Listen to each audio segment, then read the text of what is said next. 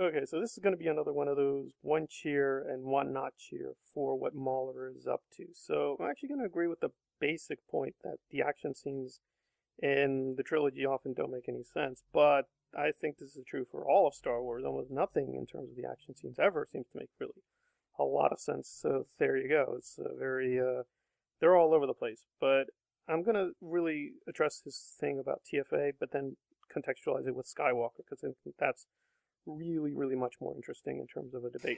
So why waste this easy opportunity? Probably because there was no plan and extremely little redrafting. Though I do appreciate the following moment because seeing Finn about to be murdered while fighting stormtroopers is more than enough to make Han and Chewie trust him despite being an ex-trooper himself.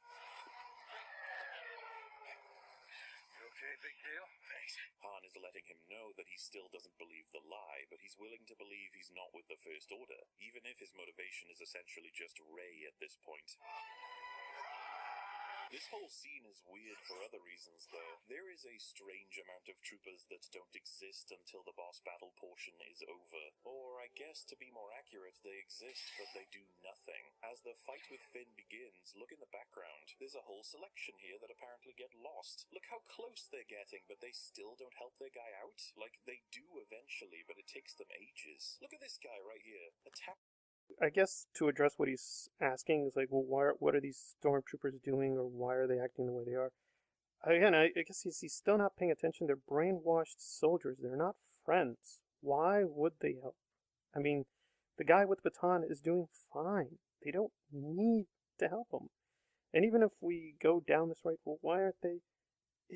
I mean, I thought this was pretty obvious, and maybe in Rogue One it's very explicit. You know, JJ's borrowing from a lot of genres, including the war genre. And a thing in the war genre, it's a big trope. Don't believe me, it's been done a million times, is to show the confusion of warfare. So if soldiers look like they're lost or confused, that's often stylistically deliberate. That's the point. You don't know everything in warfare, so soldiers are going to have a lot of uncertainty. And also, this is the beginning of the narrative, so the fact that the protagonists don't know everything or are uncertain about what to do, that's very normal in that point in the plots. But I do agree that, yeah, JJ does favor kinetic energy over logic, and he does have this problem of scenes often don't make a lot of sense. He just does stuff, and people just jump or move or run around, and doesn't really mean anything. They just keep moving about.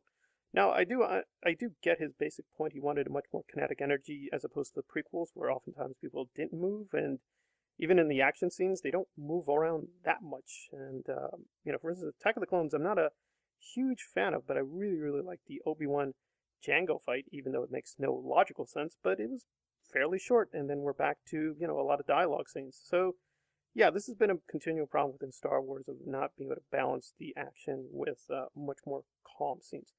But now when we turn to Skywalker, okay, here there are, I think, many legitimate complaints because even if the logic is strained in TFA, well, yeah, I mean that's the point of that scene with Maz, right? At the right, you're supposed to get a silly action scene that's not illogical, but the problem is with Skywalker, this stuff is just happening all the time, right? Spectacle is just so occurring almost every 5 minutes. It doesn't seem to have any cohesion or any relevance to the plot.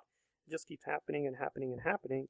And I actually enjoy some of the action scenes, but they don't really make any sense at all. So it's really hard to justify. It made sense at the beginning of the narrative because, again, we just don't know that much about this world. We don't know that much about its rules, who these people are, or what their motivations are. But by Skywalker, we at least have some idea of who the characters are and why they're doing what they're doing. And yet they don't really act like they should be, even in these action scenes. And again, everyone has their top 10 list, but for me, probably the height of insanity is when Sidious and Rey fight one another, and all Sidious does is keep shooting straight at her. She blocks the shots and kills him, and you're like, that's it? After 30 years of thinking and plotting and conspiracies, all you're going to do is shoot straight?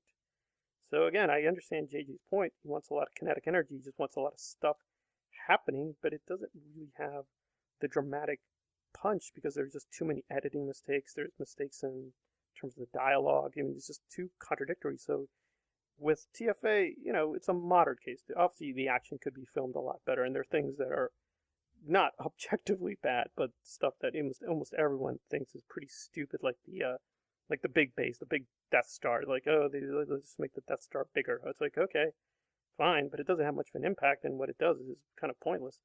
But that's kind of like a moderate, misuse of action. But the Skywalker is an extreme case, so now almost everything's confused. Like almost everything everybody does has to lean on these generic tropes, and it's like the problem here, and it's kind of ironic that actually Mauler, Patrick, myself, Just Right, you guys with the list, we're almost all in agreement, and he doesn't seem to recognize this. Is that yeah, Skywalker is in a very extreme case of style over substance and not much else. But we want to differentiate this, and it's on a continuum. Does TFA have some silly action? Yes.